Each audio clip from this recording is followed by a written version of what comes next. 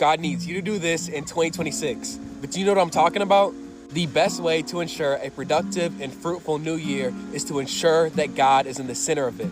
So here's how you incorporate God in your new year of 2026. Number 1, prayer.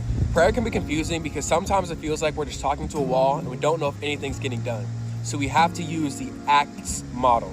Here's how we use the ACTS model. A stands for adoration. Recognize that you're in God's presence. Approach that time of prayer with more reverence and seriousness.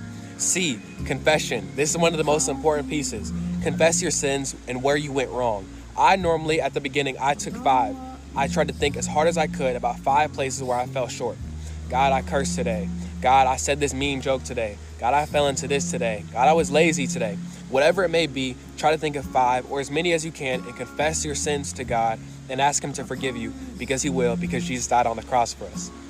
T, this is the time of thanksgiving. Give some thanks to God. God, thank you for waking me up this morning. Thank you for giving me a heart that continues to beat, lungs that breathe air, and 2 eyes, one of the best gifts that we could ever ask for. And finally, S, supplication. This is where you make your requests known to God. Ask Him, God, I need help with this. God, I've been worried about this. God, please show up here. I don't know how this is going to happen. That's when you make your requests known. And finally, sit in silence. Remember, the most important part of prayer is not what we say, but what God says. So take some time, stop talking, and allow God to speak to you. It won't always happen at first, but continue to show up day after day, and He will eventually meet you where you're at.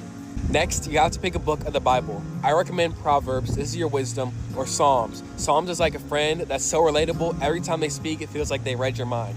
And finally, Romans. This is what explains how we are justified and saved through grace, and basically how we can redeem ourselves and get our life back on track through Christ. So we know